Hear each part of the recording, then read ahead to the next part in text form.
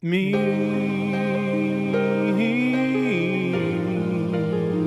I am a memoir. I said a memoir. We're going deep. We're going down too deep into the regular verse. Oh yeah, the regular verse.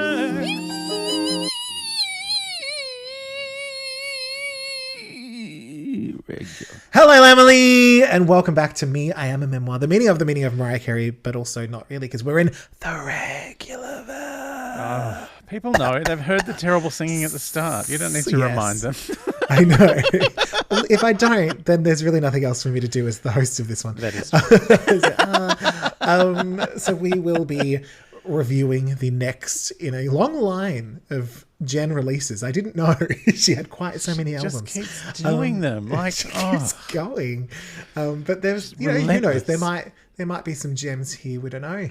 But before we get, it's not like anyone could have encouraged her. It's not like anyone ever took her aside and said, "This is really good, Jen. You should do another one." I think, unfortunately, this is the album where someone was encouraging her very much. Oh, I think someone was like, "I'm in your corner. You should keep going." So, before though we get into the breaking that on down, I think we need a few prolo moments. All right. What's happening in the world of Jen? The world of Jen is very busy. Regular Jen, Regular Ben, and then Fabulous Jen, Garner, all turned up to a school play for Lopez's stepkid, Serafina, which is Ben and the other Jen's child. Yes. There's they've got a full Brady Bunch thing going on. There's children everywhere. I suspect Serafina might be a little bit furious with her evil stepmother because someone turned up to the school play dressed in full couture. Like a hot red dress, like ruffled, sheer, slit up to you-know-where. She loves a slit dress, Jen. Yes. Like the low. Just a cheeky slit. Who doesn't loves a cheeky slit? Didn't read the dress code because Ben was just wearing some sort of jacket and a T-shirt. Jennifer Garner, T-shirt and jeans and runners. Even Serafina, who was in the play, came out carrying 2 bundles of flowers in a T-shirt. In a T-shirt and cargo shorts and runners. But no, stepmother Lopez had to turn up with the full monster-in-law bullshit. She took that leaf out of Jane Fonda's book. Yeah, she's gone, oh my God. How do I make Serafina's school play all about me? I'm going to call the paparazzi and wear a nice dress. Yes. Do you know what I think, though? I think this is maybe Jen making up for the fact that the wedding was so regular. Because we wanted pomp and ceremony, and it was very regular. So maybe she was like, you know what? Instagram photos. We got Instagram affirmations down the aisle. Yeah. So she was like, all right, let's give him something to look at. And, because Ben probably still got changed in the men's room, let's be honest. Yeah.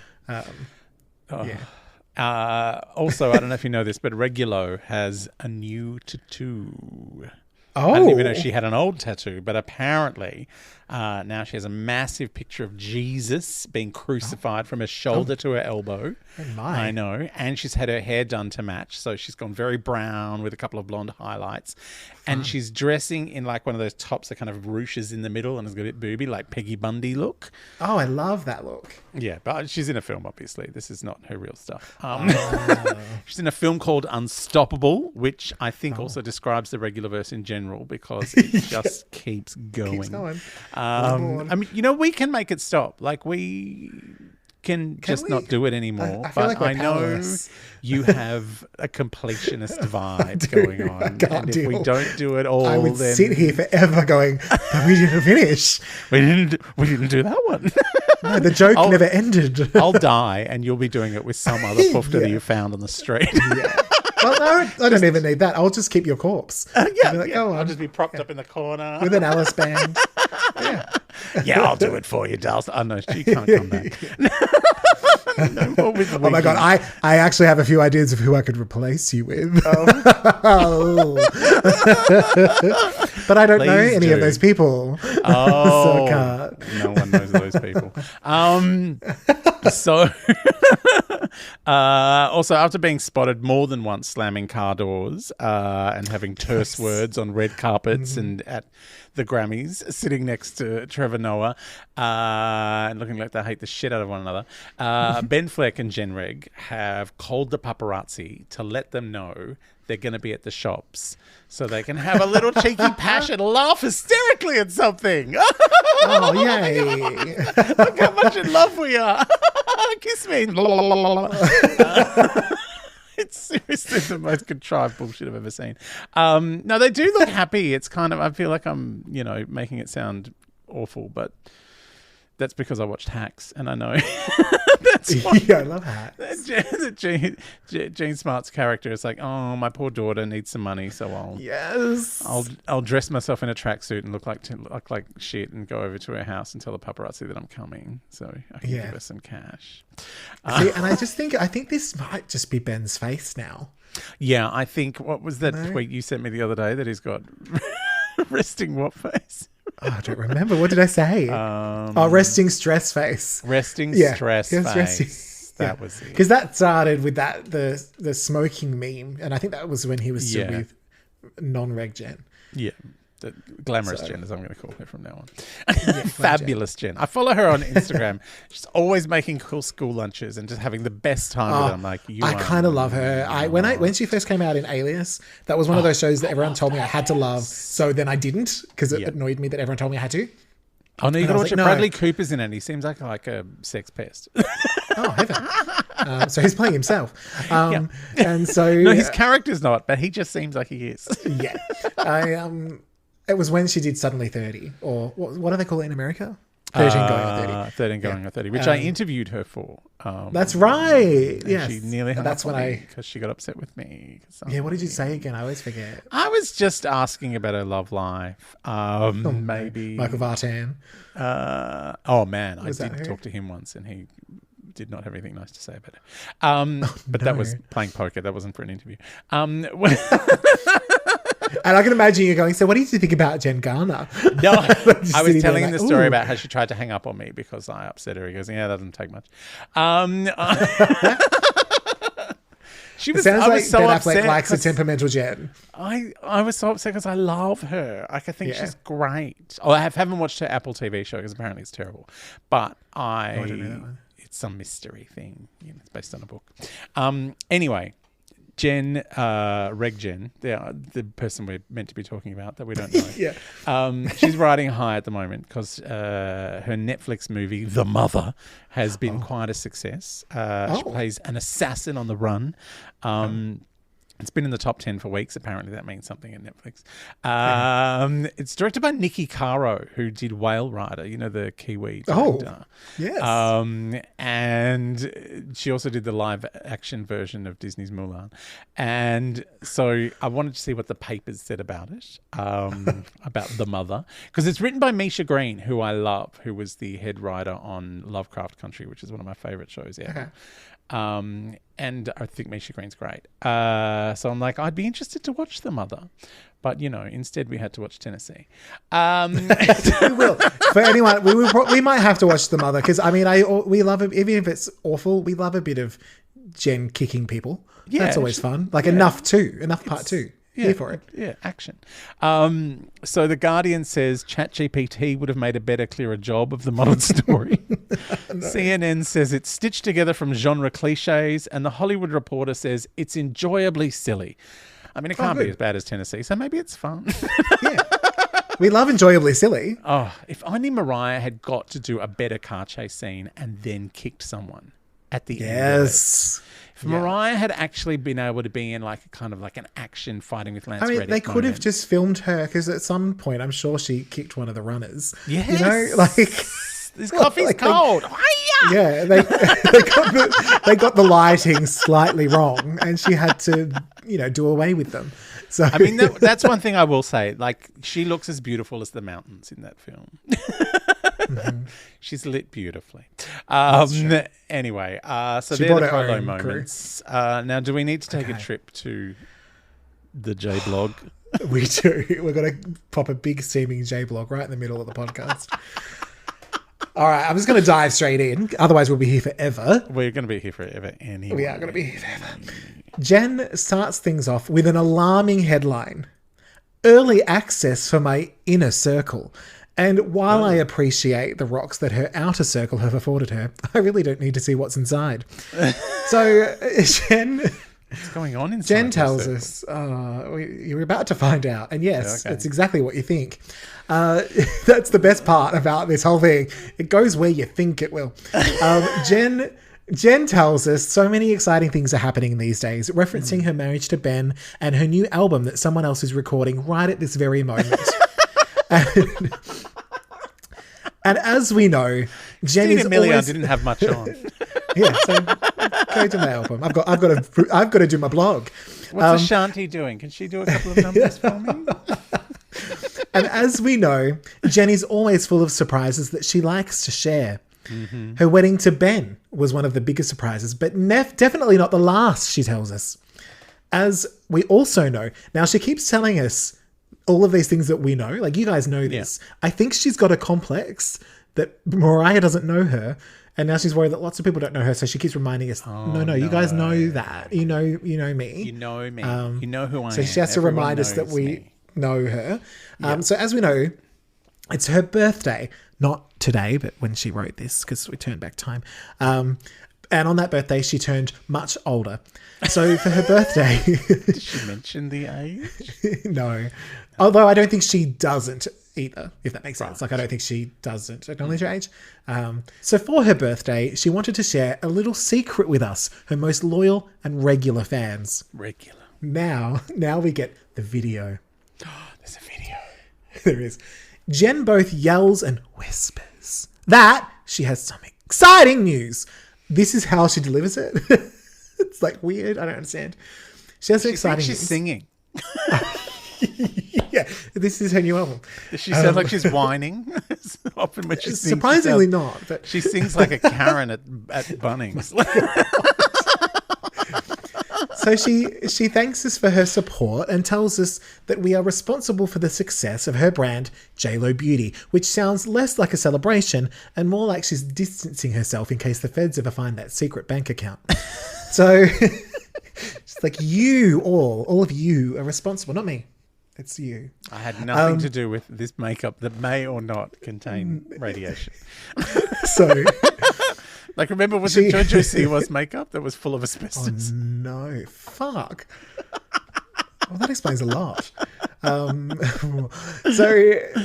Jen goes on to tell us that today, her much older birthday, is her first JLo body drop, which sadly isn't her using her butt as a built-in trampoline. It's new skincare. So I just pictured her going, it's a JLo body drop, boom, onto her bum and back. You're like, that's fun. I mean, I can't do that because I'm a sore knee, but, I get the gist. Yeah, but sadly, no, it's new skincare. Now, not to brag, but this skincare is clinically tested, which I'm pretty sure is a legal requirement. But Jen has decided she's the first person to do it. There was no other call-outs.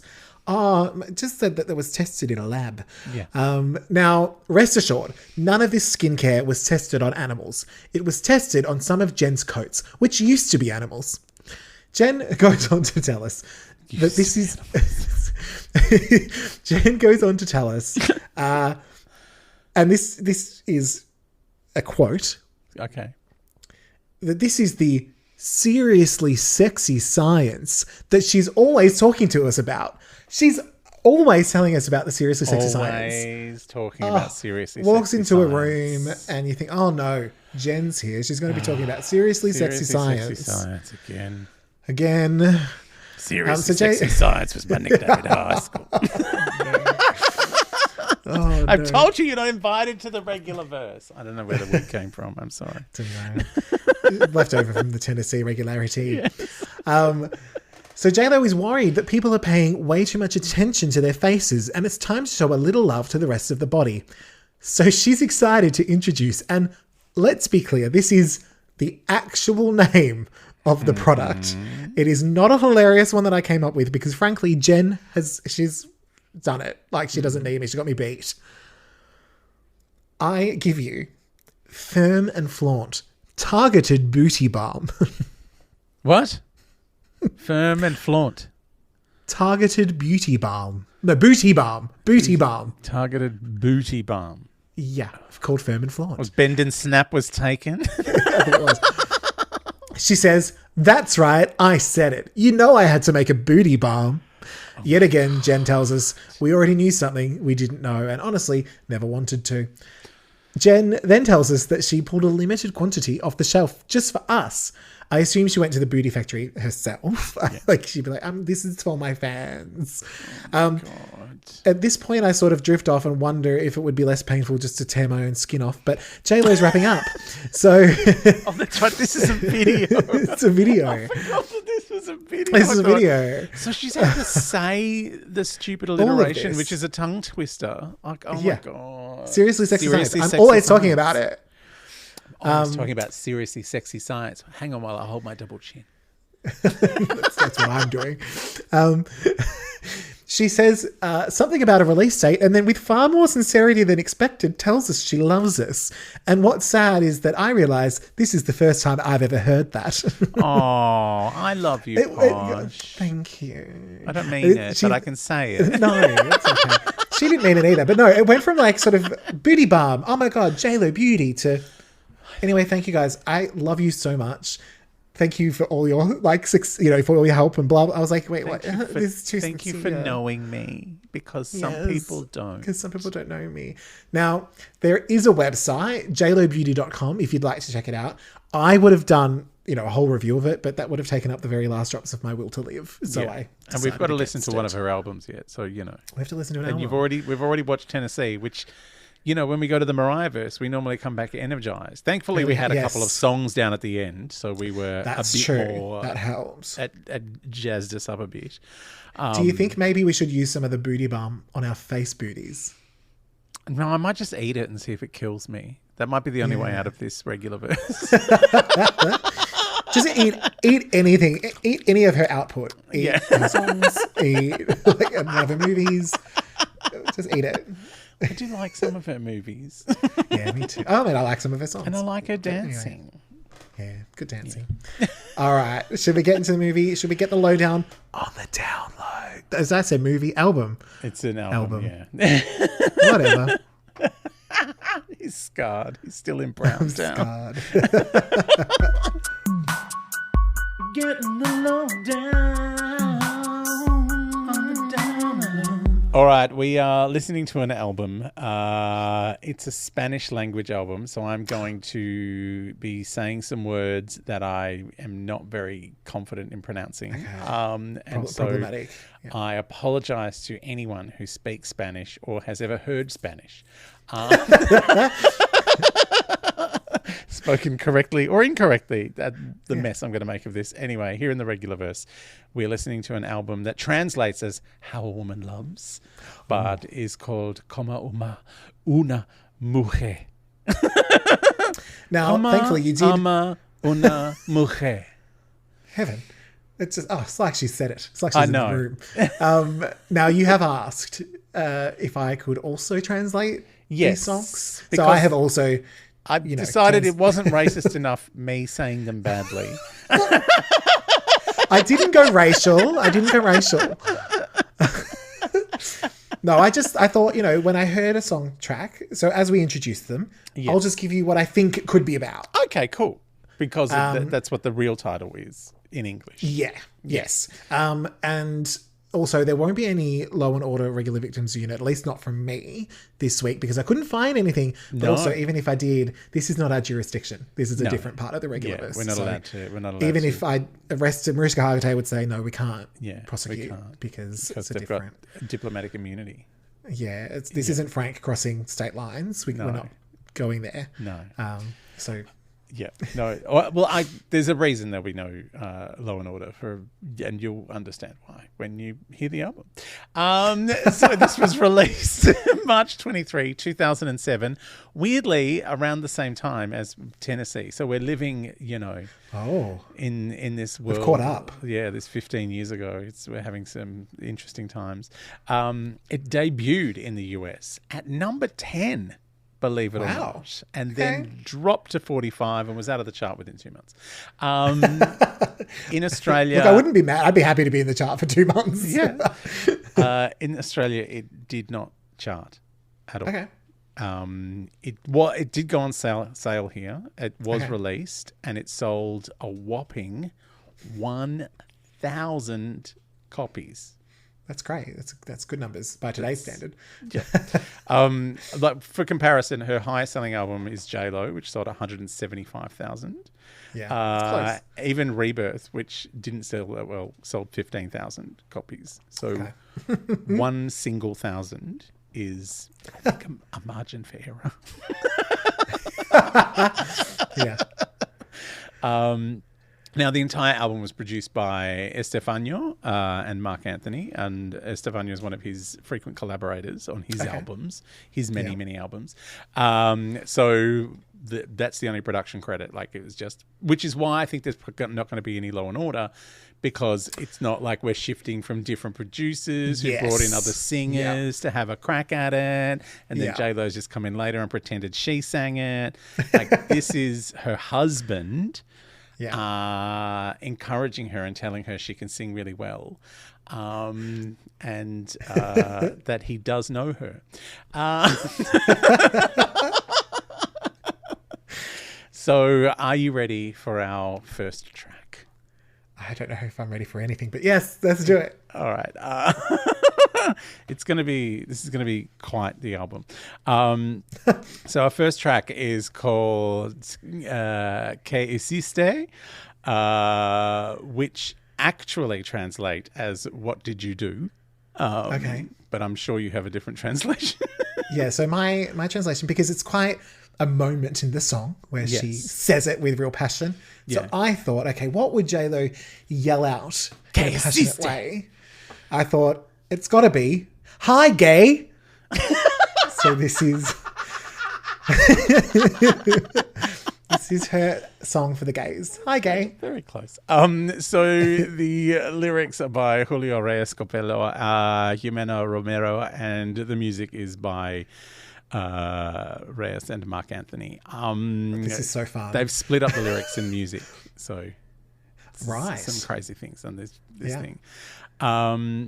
So this was a single. This was released. It hit the crazy heights of number 86 on the Billboard 200 in America. Love that. Huge. I mean, it was a hit like in a bunch of countries, in a bunch of Spanish-speaking countries. It was like top 10. Good. No performance in Australia at all. In fact, I suspect it was not released. It just went nowhere. So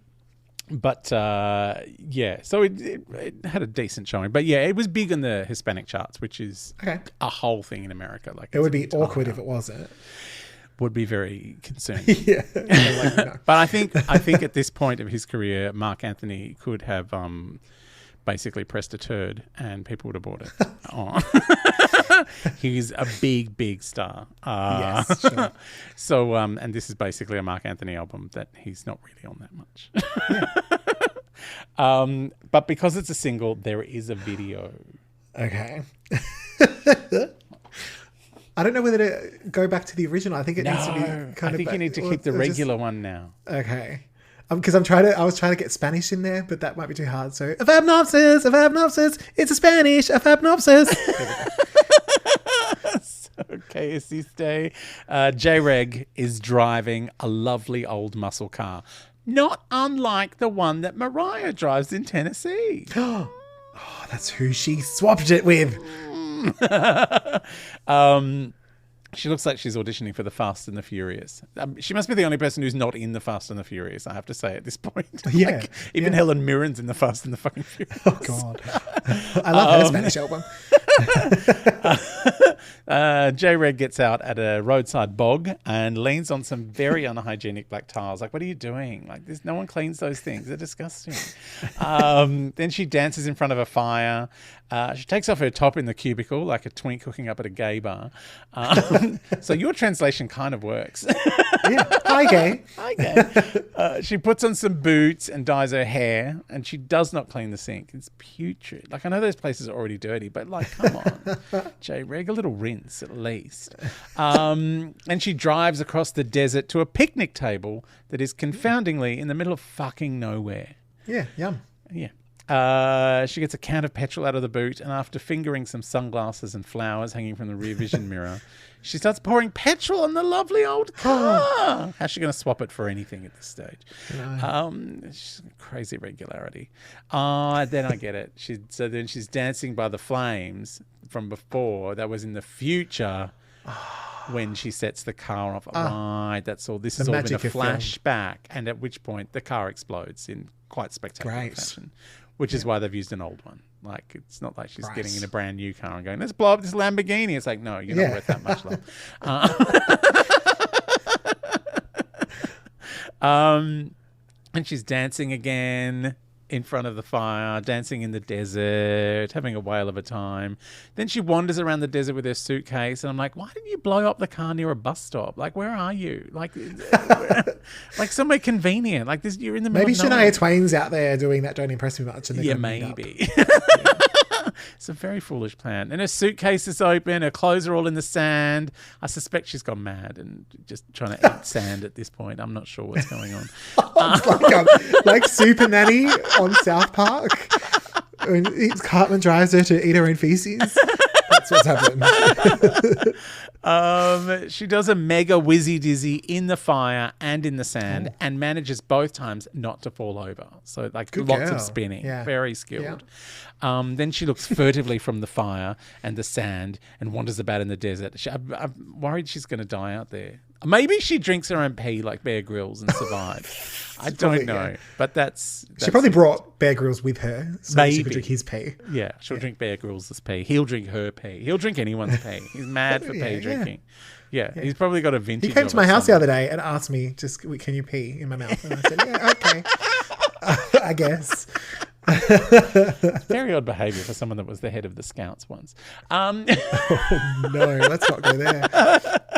So that is the Fabnopsis of sister. Well done. Nice pronunciation. How do we feel about the song? I'm going to say something that I haven't said in the Regularverse for quite some time, which is that I loved this song. Yeah. I really liked it. I thought production-wise, there's a lot of space. It's got a big booming chorus. It doesn't rush to get there. Like, it's got a lot of, like, we're teasing you. There's a bit of tension, which is also Kylie Minogue's album released September 22. You're obsessed. And is this going to turn into a Kylie podcast? Legit. And I had a more meeting to with that, someone this week who wrote a book about Kylie, like an academic volume about Kylie's first album. Is that meeting to replace me on the podcast? Yeah. Can you imagine me? I'm going to read that book and fact check the shit out of it. But that didn't happen. No, that song was number 3, not number 5. They did that wrong. And then more to that, more than just the production and the song, I think she sounds really good. I think you can hear actual nuance in her voice. Yep. There's inflections. It's just such a gap between her English and this. Yeah, like, I said the same.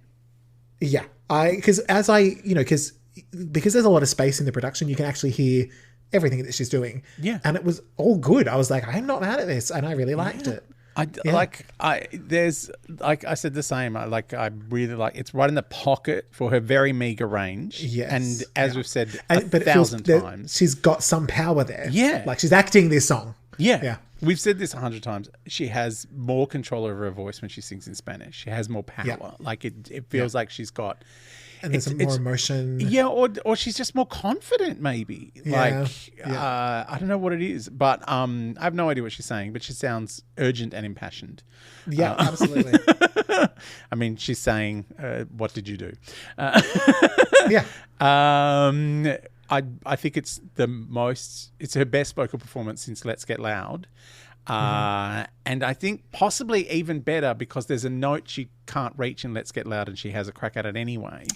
She doesn't do that here. But she doesn't do that here. She doesn't reach for anything she can't get to. And I think that is impressive. Like, it's like she's learned her limitation. Yeah. Well, I thought so until I heard the rest of the album. I know. I got to the end of this song. I was like, more of this. Exciting. And then they're like, we're never going back here ever again. It's upbeat. It's fun. It's exciting. Yeah. It's a great album opener. Like and it's if all of a whole it. album of this, I'd be like, yep, this brings absolutely. It's not just because so much of her stuff, as we've said, like there might be a really good song in there, but she hasn't landed it, or the production isn't there, or maybe she's shown up. There are times that she's shown up and it's just a bit of a blur song. Yeah. Everyone was firing here. It sounds urgent and it feels like a song. I'm like, if Mariah Carey heard this as the first time she'd ever heard J-Lo, I think she'd be like, oh yeah, cool. It's not me, but I like it. Yeah, I love it. But yeah, I went all in. Yeah, it's great. So, what percentage of the song do you think she sings? I'm Real. I mean, I think this is high-low. Like there might be a little bit of help, but I've gone for a 90%. Yeah, I think it's very high-low, and I am controversially. It's probably been 3 albums since this happened. Yes, but I am pro-low. Oh my god, pro-low. We are pro-low. See, I was nervous because I was like, I am also firmly pro-low here. Like, there's no we light. are both pro-low pieces of shit all the way in, and I thought. I legitimately thought, imagine if you don't like this one, then we're fucked. But no. Yeah. Well, that is something to celebrate. A pro-low at the beginning of an album. It feels weird to have just come off 2 episodes of not really enjoying a Mariah thing to enjoy something in the Regularverse. Like, I'm worried about what's happening.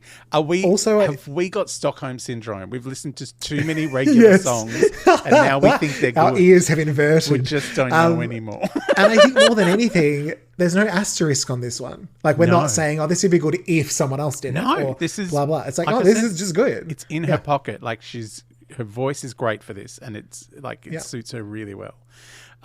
Great. Well, are you ready for our next number? Okay. Which is called Me Haces Falta. I know it sounds a lot. Okay. Me haces falta. What do you think it translates to? So I thought that feels pretty. Yeah. She's talking about herself. I wasn't sure about the haces. But falta I felt like could be fault or father. So I've gone with my racist dad. Nearly there. It's I Need You. That's what I said. So this also was a single, My Racist Dad, I Need You, Me Haces Falta. And it was released as a single. And its chart performance is, how do I say this in a nice way and doesn't sound like a Mariah fan gloating horrifically? It was a massive flop all around the world. Great. Nobody even knew it existed. Like, this was a true I don't know her moment worldwide. Okay. It was just like, no, we listened to one Spanish one. We're not doing a second.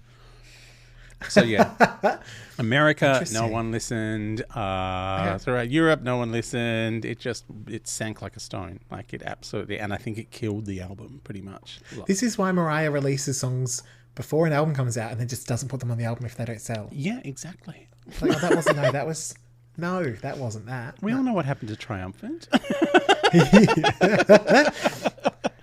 mean, I love Triumphant, but we all know what happened to it. Yeah. But regardless, it was a single and there is a video. All right. Sorry to say. Are you ready? Yeah. I've already forgotten what I did before, so okay. I've had nonsense. A Spanish racist dad, I've had nonsense. Sister. Repeat forever. So J-Reg is having a little kiss with some guy while some feds fiddle about with surveillance equipment. Oh, no.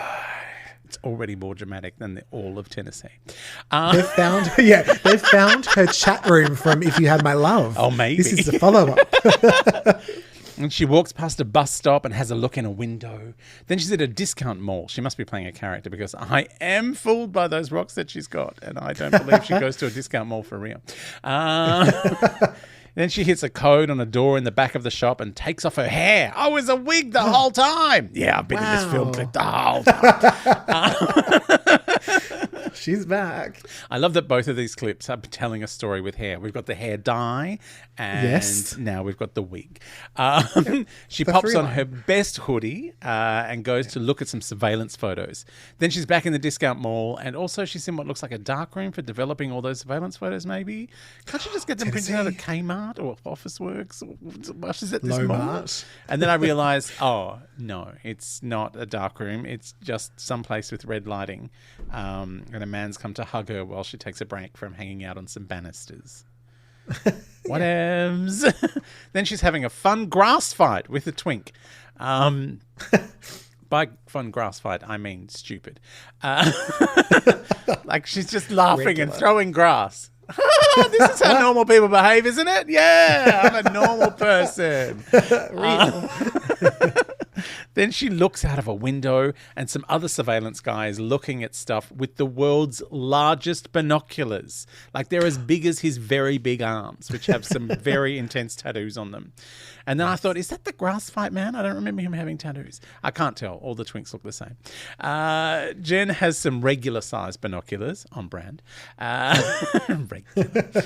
And then the FBI raid somewhere. Jen and Big Binocs are watching on a monitor. Big Binocs has traded in for itty bitty Binocs now. He's got like really small binoculars. Okay. There's a lot of binoculars on set here is all I'm saying. Yeah. Even smaller than her regular binocs. And he seems to be using them. Don't be fooled by my regular binocs. Don't be fooled by the binocs that I got. I'm still Jenny from the large binocs. So here's some grass. I'm having a fun grass fight. I'm a normal person. Oh my God. So he's got the little binoculars, and I feel like he's watching a TV monitor with them, and I'm like, just move closer. It's a TV. Yeah. Jen is staring off into the middle distance, and then the FBI start their raid. And we know it's the FBI because their jackets all say FBI on them in great big yellow letters. So we cannot be mistaken for any other agency. It's the FBI. And I thought maybe they were raiding the discount mall to end some price war that was going on. I wasn't really sure where they were going. Then some other twink, who I think is the grass fight twink. I don't think the guy with the binoculars is the grass fight twink. Anyway, they all look the same. The other one's in a lift, and he's in there for a very long time. Meanwhile, the FBI are going up many, many stairs while Twinkie is in the lift. And weirdly, it takes him longer to go in the lift than it does them to go up the stairs. Like, I see. I'm thinking that maybe there was a bit of a Solange thing going on. Oh, right. Maybe it was the same. Maybe this is at the Met Ball. Yeah, very possibly. Yeah. So there was a whole bit cut out that then later leaked. Yeah.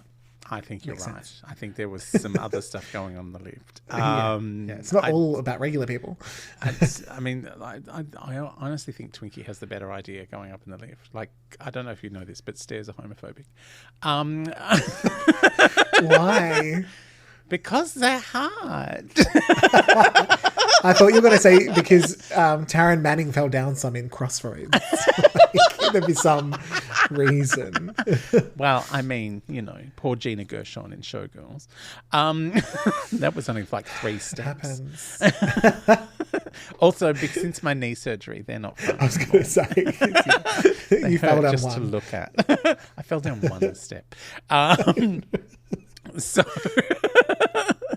some more FBI on stairs, some more binoculars, more looking pensively out of it. What the fuck is happening in this film clip? I don't know. No idea. I have no idea.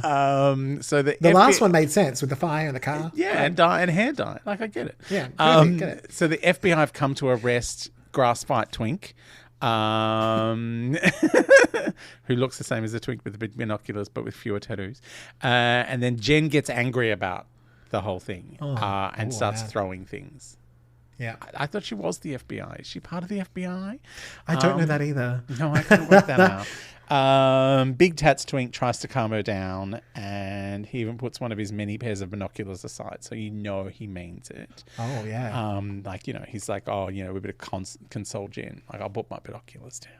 And then Jen has a flashback to grass fighting.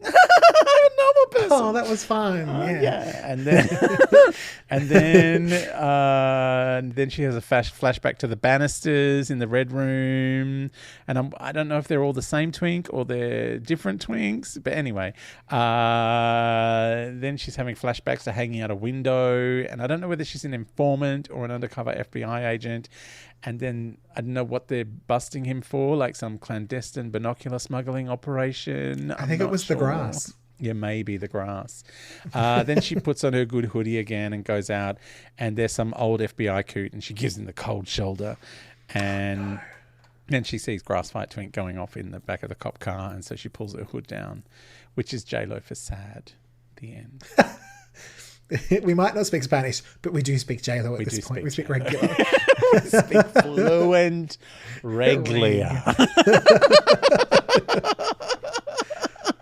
Oh, no. Yeah, I couldn't make sense of this video.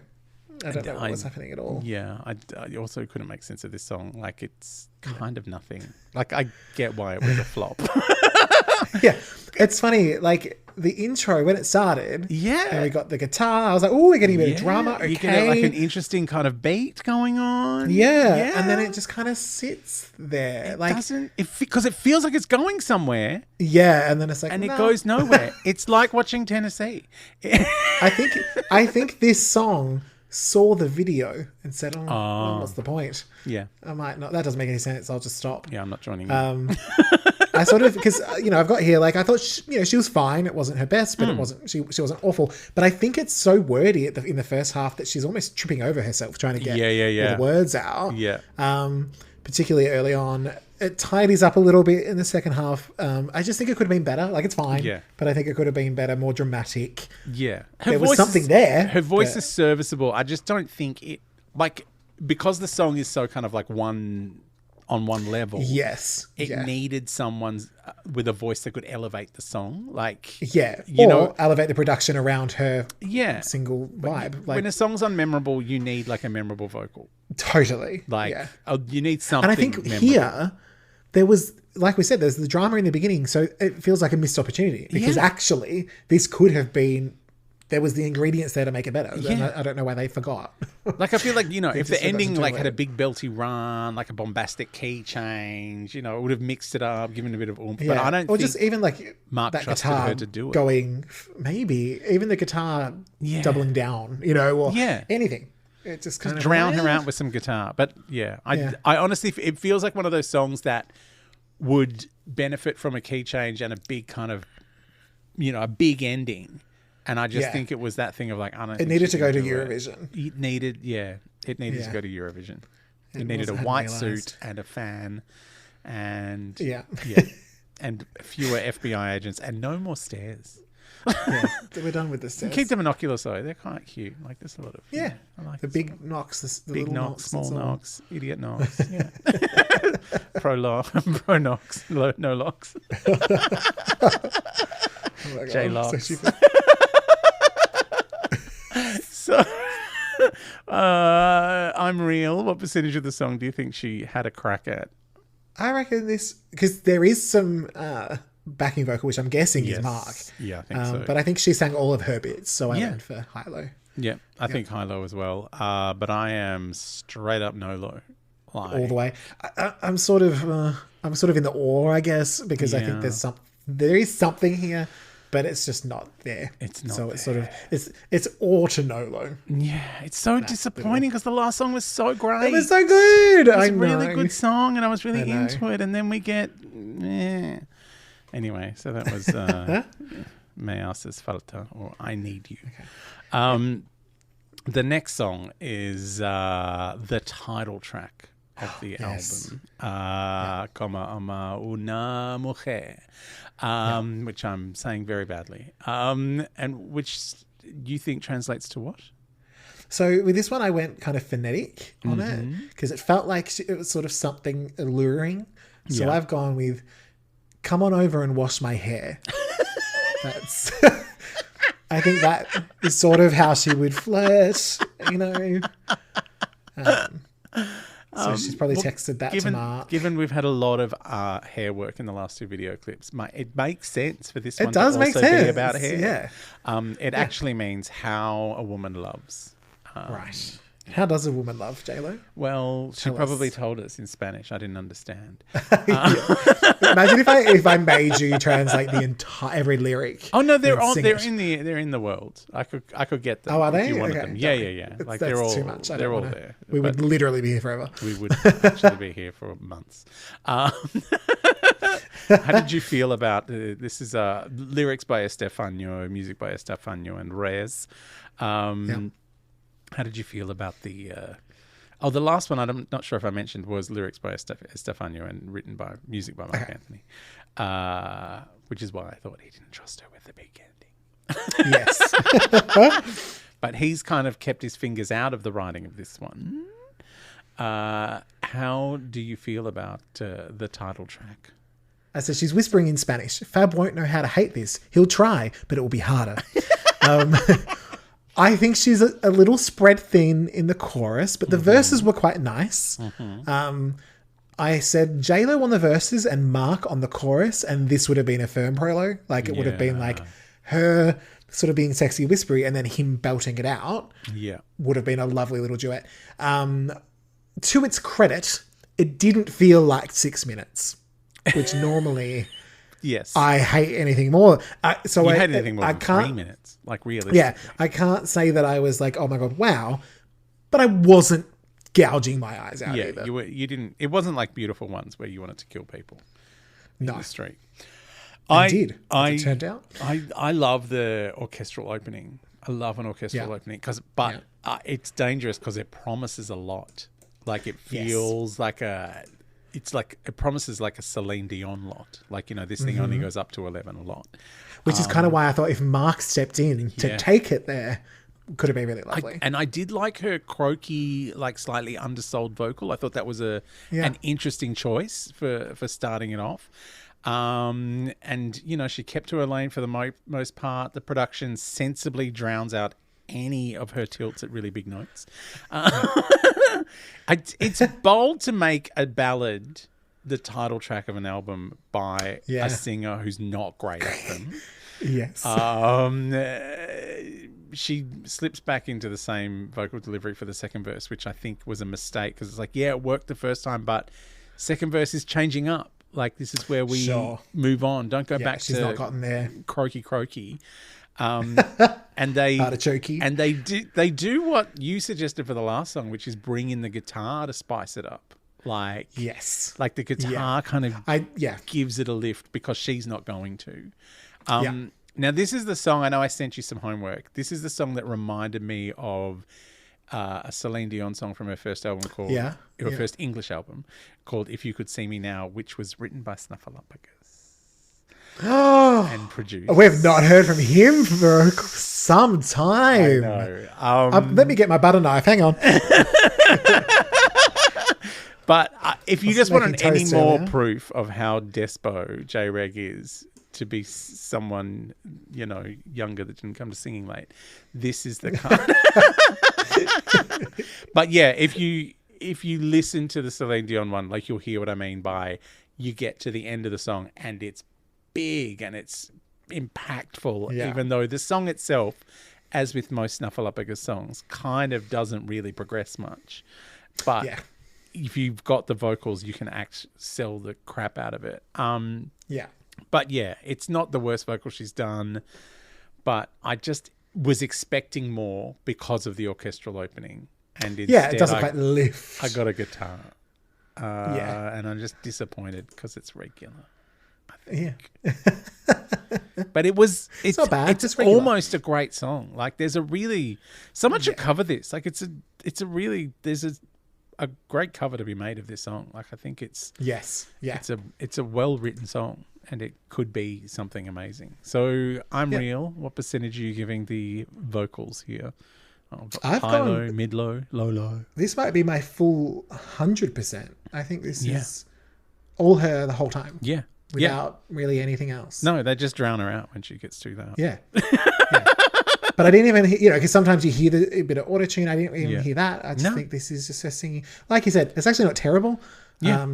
It just doesn't do the thing that you want it to do. It doesn't go anywhere you want it to go, but it's not as egregious as some of her other ballads where you're like, oh, what is that note? Yeah. Oh, what are you doing? It's just not. Right, stop skinning the cat. Yeah, you just want more from it. But I didn't mind it, and I'm going to controversially pro-low it.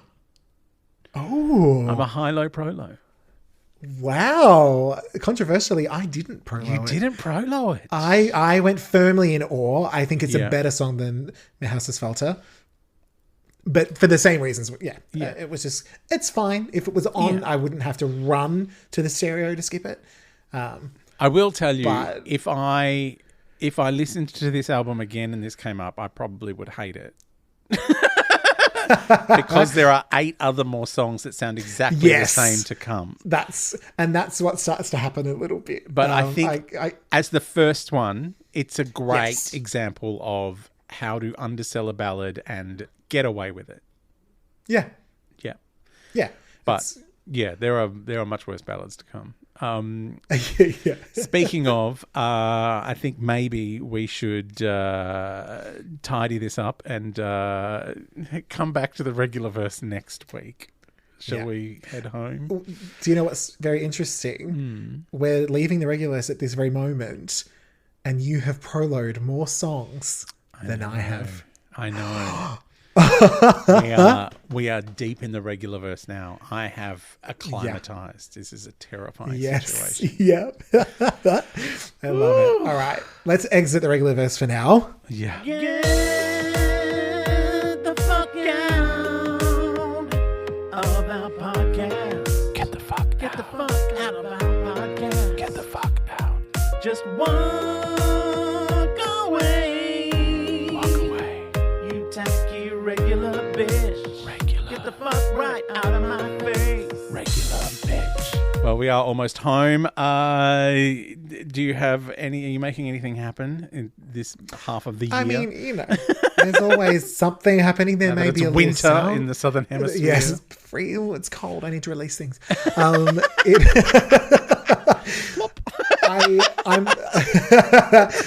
Look, I'm on the cusp of there may be a little soundtrack moment. A soundtrack moment? I know. That's all I can say. Oh, my Lord. It's a soundtrack to Tennessee. I know. We're going to re-record it. Maybe we should do that. Maybe we should do a special edition. Instead of a commentary of Tennessee, what about if we just do everyone's voices and what they're saying? Mainly the week. I wouldn't even need to be there for that. No, you wouldn't. But no, keep an eye on the socials at Possible Prince X for an announcement, probably in a few days. Oh, I'm excited. Yeah, what about you? Nothing. I'm just back at work. Everything's so regular. Everything's very regular. I've moved into the Regularverse now, so I have nothing to announce. You're learning Spanish. I'm learning Spanish, and I am slathering myself with booty treatment. Oh my God, the booty bump. I can't. When I told you that went, because as it was happening, I'm pausing the video to write my notes. Yeah. And I'm like, I wonder if there's going to be something for your butt. And then she's like, my targeted booty bomb. I was like, fuck me. All right. I can't write any jokes about Take the jokes That is the right joke. out of my mouth and my butt. There was no joke in your butt to take out. Couldn't get in. All right, we'll be back in the Regularverse next week. Apologies for spending all this time. Many more Spanish songs for me to woefully mispronounce. Yes. All right, bye, Emily. Bye.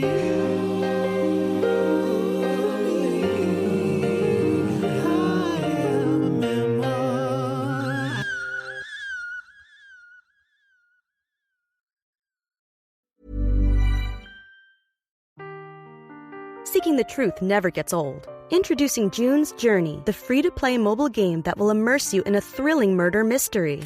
Join June Parker as she uncovers hidden objects and clues to solve her sister's death in a beautifully illustrated world set in the Roaring '20s. With new chapters added every week, the excitement never ends. Download June's Journey now on your Android or iOS device, or play on PC through Facebook Games.